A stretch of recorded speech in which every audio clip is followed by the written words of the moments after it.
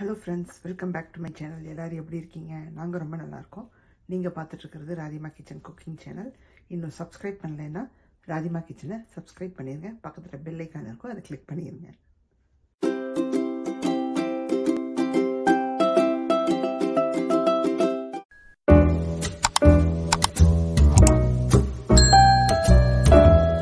இன்னைக்கு நம்ம சேனலில் ஒரு சூப்பரான ரெசிபி தாங்க பார்க்க போகிறோம். ஆலு மேத்தி பார்க்க போகிறோங்க. அதுக்கான இன்க்ரீடியன்ஸ் தான் முன்னாடி எடுத்து வச்சுருக்கேன். அதுவும் பேபி பொட்டேட்டோஸை வச்சு ஆலு மேத்தி பண்ண போகிறோம். ஸோ எல்லாமே நான் ரெடியாக எடுத்து வச்சுட்டேன். வாங்க குயிக்காக வீடியோவை ஸ்டார்ட் பண்ணிடலாம். ஸோ இந்த ஆலு மேத்தி ரெசிபிக்கு வந்து பார்த்திங்கன்னா நான் பேபி பொட்டேட்டோ வச்சு பண்ண போகிறேன். ஸோ ஆல்ரெடி பேபி பொட்டேட்டோஸை நல்லா வேக வச்சு எடுத்து வச்சிட்டேன். குட்டி குட்டி பேபி பொட்டேட்டோஸ் இருக்கும் இல்லைங்களா, அதை தோல் எடுத்துட்டு அதுக்கப்புறமா நான் வேக வச்சு எடுத்து வச்சிட்டேன். ஸோ குக்கரில் வேக வச்சு எடுத்து வச்சுக்கோங்க. அதுக்கப்புறம் வேறு என்னெல்லாம் தேவைன்னு பார்த்தீங்கன்னா மேத்தி லீஃப், மெயினாக இதுதான் தேவை. ஸோ உருளைக்கிழங்கும் மேத்தி வந்து பார்த்திங்கன்னா நல்லா வாஷ் பண்ணி நான் கொஞ்சம் சாப் பண்ணியும் எடுத்து வச்சிட்டேன். ஸோ தட் நமக்கு வதங்கும் போது ஈஸியாக இதாயிரும். நல்லா நறுக்கியும் வச்சுட்டேன். அதுக்கப்புறமா பார்த்தீங்கன்னா வெங்காயம் தேவைப்படும், தக்காளி தேவைப்படும், அப்புறம் மசாலா பொருள் தேவைப்படுங்க. மஞ்சத்தூள், அப்புறம் மிளகாத்தூள், தனியாத்தூள். என்னோடது ரெண்டும் ஒன்றா கலந்துருக்கு. நான் ரெண்டும் சேர்த்து எனக்கு எவ்வளோ தேவையோ எடுத்து வச்சுக்கிட்டேன். அப்புறம் சீரகத்தூள் தேவைப்படும், அப்புறம் கடுகு உளுத்தம் பருப்பு தாளிப்புக்கு தேவைப்படும், அப்புறம் காஞ்ச மிளகாய் தேவைப்படும். அவ்வளோதாங்க. இதை வச்சு தான் பண்ண போகிறோம். ரொம்ப ஒரு கடாய் வச்சாச்சுங்க. ஆன் பண்ணி விட்டுட்டேன். நல்லா சூடாயிடுச்சு. இப்போ எண்ணெய் விட்டுக்கலாங்க. நான் வந்து நல்லெண்ணெய் சேர்க்குறேன். ஸோ ரொம்ப டேஸ்ட்டாக இருக்கும். எண்ணெய் நல்லா சூடானதும் நம்ம தாளிப்பைட்டோம் கடுகு உளுத்தம் பருப்பு சேர்த்துக்கிறோங்க. நல்லா பொரிஞ்சு வரட்டும். பார்த்தீங்கன்னா கடுகு நல்லா வெடிக்க ஆரம்பிச்சிச்சு. ஃப்ளேமை ஸ்லோலியே வச்சுருங்க. இப்போது காஞ்ச மிளகாய் சேர்த்துக்கிறோம். நான் 3 காஞ்ச மிளகாயை இந்த மாதிரி உடச்சி வச்சுருக்கேன். அதை உள்ளே சேர்த்துக்கிறோம். அடுத்ததே வந்து பார்த்தீங்கன்னா வெட்டி வச்சுருக்கிற வெங்காயம் நல்லா பொடியாக நறுக்கி வச்சுக்கோங்க.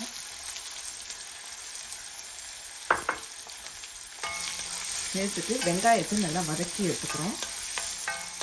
நான் டிரான்ஸ்பரண்ட்டாக வதக்கி எடுத்துக்கிறோம். அவ்வளோதான். இதுலேயே உப்பு சேர்த்துடுறோங்க. நம்ம ரெசிபிக்கு தேவையான உப்பு இதுலேயே சேர்த்துக்கிறோம். அளவாகவே சேர்த்துப்போம். தேவைப்பட்டால் கடைசியாக நம்ம செக் பண்ணிட்டு கூட சேர்த்துக்கலாம், டேஸ்ட்டு பார்த்துட்டு. வெங்காயம் பார்த்தீங்கன்னா நமக்கு நல்லா வதங்கி வந்துடுச்சுங்க. உப்பு சேர்த்ததுமே நல்லா வதங்கிடுச்சு. இப்போது தக்காளி சேர்க்க போகிறோம்.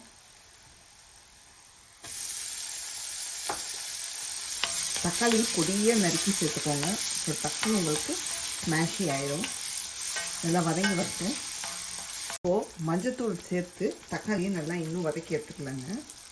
நம்ம ரெசிபிக்கு எடுத்து வச்ச மஞ்சத்தூளை உள்ளே சேர்த்து நல்லா வதக்கிக்கிறோம். மஞ்சத்தூள் சேர்த்துனதுமே உங்களுக்கு தக்காளி நல்லா வதங்கி வந்துடும். பார்த்தீங்கன்னா மூடி போட்டு வச்சுருந்தேன். ஸோ மோஸ்ட்லி தக்காளிக்கெல்லாம் வந்து நான் மூடி போட்டு வச்சுருவேன். உங்களுக்கு மூடி போடும்போது நல்லா வந்து ஸ்மாஷியாக வதங்கிடும். கீரையை சேர்க்க போகிறோம். நம்மளுடைய வெந்தய கீரையை சேர்க்க போகிறோம். நல்லா கழுவி சாப் பண்ணி வச்சுக்கோங்க. நீங்கள் சாப் பண்ணாமே சேர்க்கலாம், பட் சாப் பண்ணி சேர்த்திங்கன்னா இன்னும் நல்லாயிருக்கும். நல்லா கலந்து விட்டுடுறோம். ஃபஸ்ட்டு பார்த்தீங்கன்னா கீரையை நல்லா வதக்கி விட்டாச்சுங்க. உங்களுக்கு பார்த்தாலே தெரியும், அப்படியே தொக்கு மாதிரி உங்களுக்கு தக்காளியோடு நல்லா ஒன்று சேர்ந்துருச்சு. இப்போ மசாலா பொடி சேர்த்துடலங்க. நம்ம எடுத்து வச்சுருக்கிற மிளகாத்தூள், தனியாத்தூள், நான் ரெண்டும் ஒன்றா கலந்துருக்கிறதுனால மொத்தமாக சேர்த்து 1 டீஸ்பூனுக்கு எடுத்து வச்சிட்டேன்.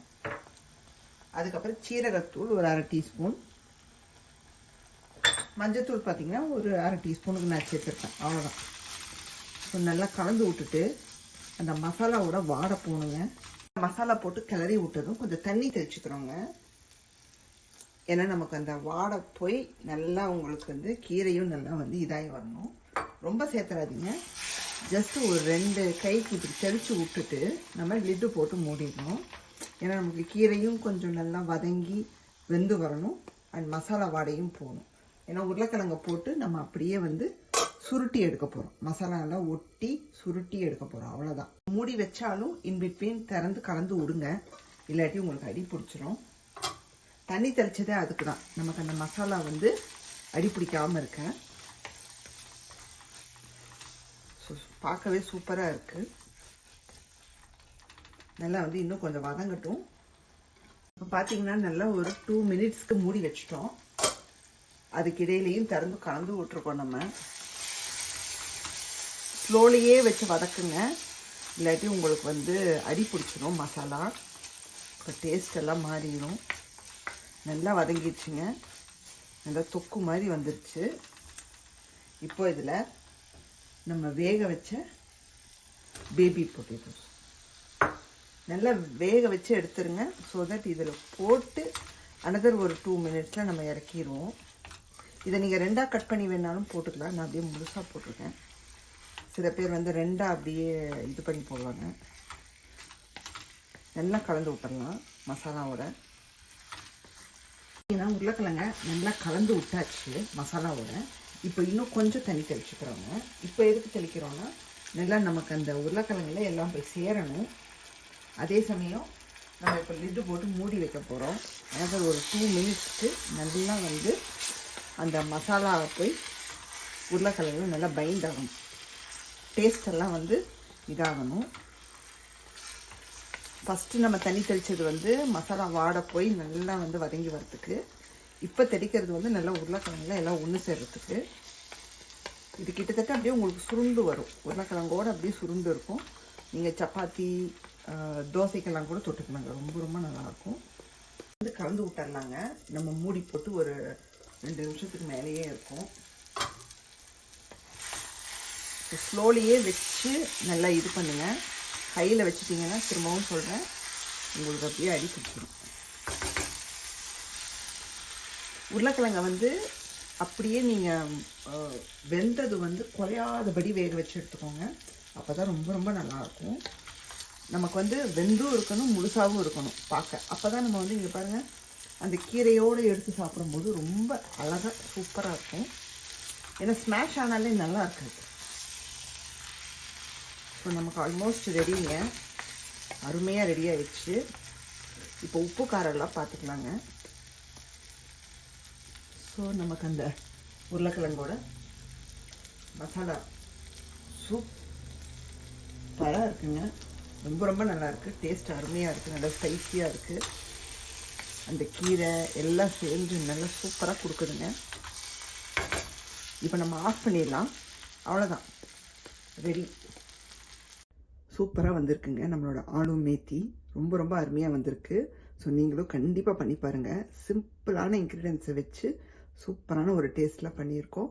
ஸோ நீங்களும் கண்டிப்பாக ட்ரை பண்ணி பாருங்கள். வீட்டில் மஸ்ட் ட்ரைன்னு சொல்லிக்கலாங்க. சப்பாத்திக்கெல்லாம் ரொம்ப ரொம்ப அருமையாக இருக்கும். இன்றைக்கி நாங்கள் சப்பாத்தி கூட தாங்க இதை வச்சுக்க போகிறோம். ஸோ நீங்களும் ட்ரை பண்ணி பார்த்துட்டு எப்படி இருக்குன்னு சொல்லுங்கள். அது மட்டும் இல்லாமல் என்னோடய சேனலை பார்த்துட்ருக்கீங்க, இன்னும் சப்ஸ்கிரைப் பண்ணாமல் இருக்கீங்கன்னா ப்ளீஸ் என்னோடய சேனலையும் கொஞ்சம் சப்போர்ட் பண்ணுங்கள். சப்ஸ்கிரைப் பண்ணி பக்கத்தில் பெல் ஐகானையும் கிளிக் பண்ணி விடுங்க. பிடிச்சிருந்தா ஃப்ரெண்ட்ஸ் ஃபேமிலிக்கெல்லாம் ஷேர் பண்ணி விடுங்க. கமெண்ட்ஸும் போடுங்க, லைக்கையும் தட்டி விடுங்க. உங்களை வேறொரு வீடியோவில் சந்திக்கிறேன். Bye, see you in next recipe.